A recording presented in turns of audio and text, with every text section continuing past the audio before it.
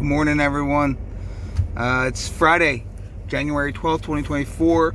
I'm going to get started on some of the stuff that put me where I'm at today, that made me who I am. Wasn't fun at the time. First arrest that I can remember. I'm sure there was other things I got in trouble for, minor things, we'll say. First major thing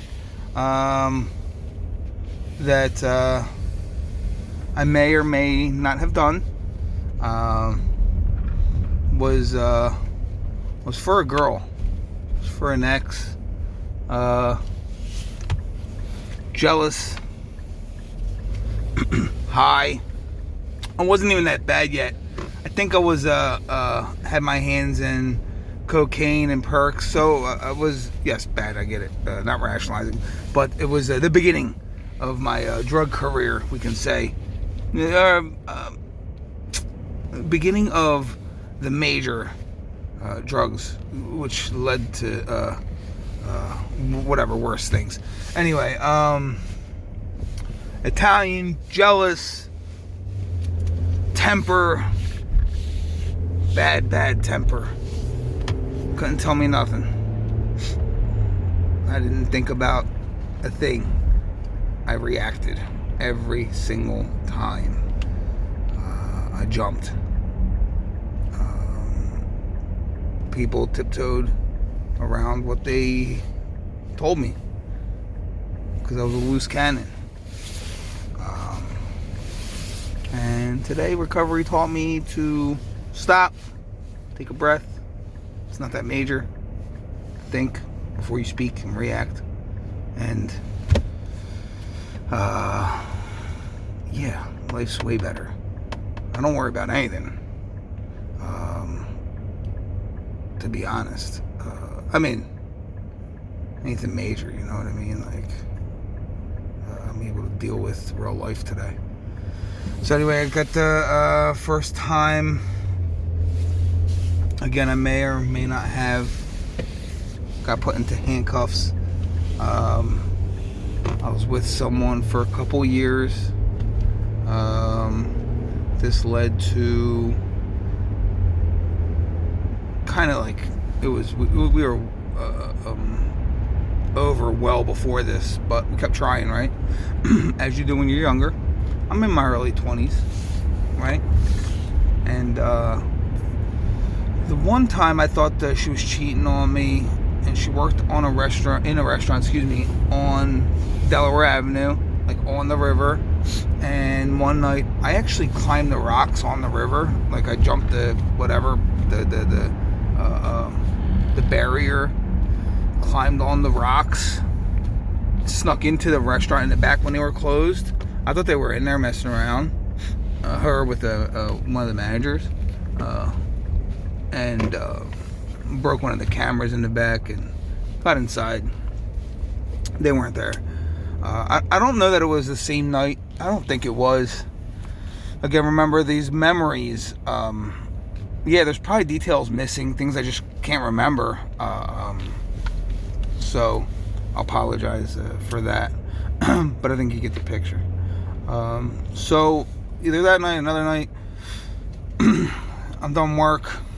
Family restaurants, I'm done work. She was done work, or I was waiting to see if she was done work. I was seeing if we were gonna meet up. So I was calling her. No answer. I wasn't getting an answer from her. So I kept calling. It was probably 12, 1, 2, 3 in the morning. Calling. No answer, right? And so I guess I went to sleep, which I don't know how. I don't know how I didn't go to her house or go looking for her that night. I might have. There's no way I didn't like drive by or something, knowing me the way I was then. Like, I was insane. Like, I guess I didn't see her car. I don't remember. But cut to the morning. It's like 6 o'clock in the morning, 7 o'clock in the morning. And I'm calling. I could get first thought, like no messages from her. Like, what the hell's going on? Like, you know what I mean? I already knew. And she was probably fooling around. And I kept calling her in the morning. Well, at that point, I was out of my mind. I went to her house. I was, again, we're in Philly, for those of you that aren't local. In Fishtown, from Fishtown-ish area. I went to 18th and Christian, which is South Philly. She lived with 2 roommates. Gotta say, most of the people in their building, they knew me, right? Because we were dating, so they saw me coming in and out and friendly, hello. So I got to her house. I go around back. I'm looking up at her bedroom. I was going to try calling her, but it was winter time and her air conditioner was on. So my head went to, why is she hot? You know? So I go around to the front. I buzz someone else's buzzer because I'm still calling her now. Keep in mind, this whole time, her phone is ringing. I'm nonstop resending. So someone in the building opens the door for me, right? I'm like, yeah, she must have had too much to drink last night. She's not answering her phone. They let me up. I go up to her door, and you could see through her door, actually, enough where I could see her. I remember my phone's ringing in her hand, and she's pacing. She's pacing back and forth. So at a certain point, I say her name, and she freezes. And I'm like, what's going on? I was like, what are you doing? Answer the door. What's going on? What are you hiding? What's going on? She didn't say nothing. I see her dialing the phone. And if I remember correctly, I said something like, don't call the cops. Like, what are you doing? So I broke in the door. Maybe. I might have broken in the door. Allegedly.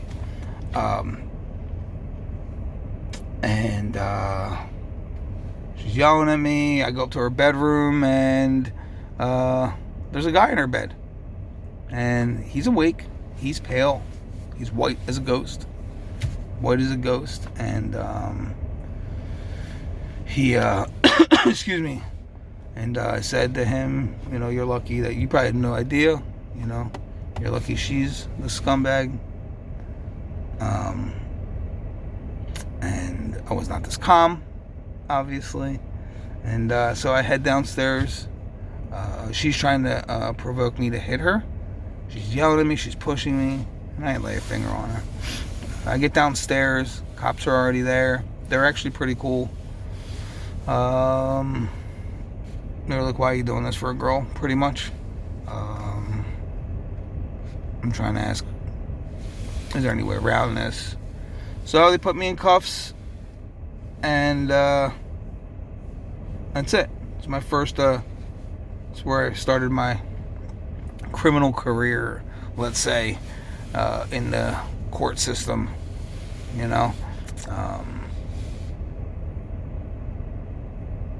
wasn't fun. I remember it. My freedom was taken, not for long, but it was a good taste. It's probably like 24 hours maybe before I posted bail. 24, 48 hours, something like that. But then dealing with the courts, lawyer fees and all that.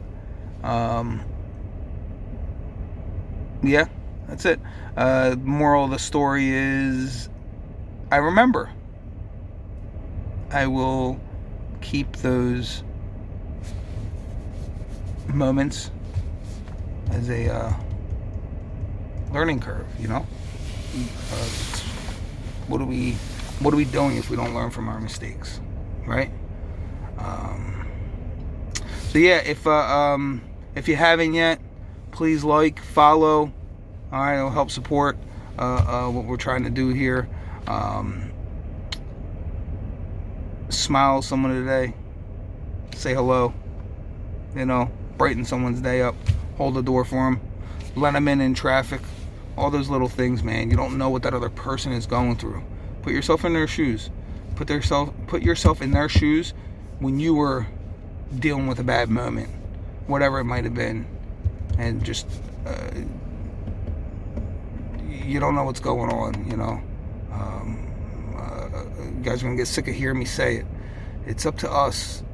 It's up to us to all get together and just be better people. Teach our young ones how to be good people. This world is going to shit, so it's up to us to just try to make this place a little better. One random act of kindness at a time.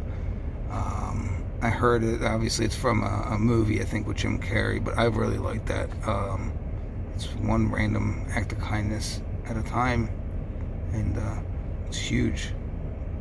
Can move the world, you know? You guys have a good weekend. Love you guys. Thanks for watching. Take care.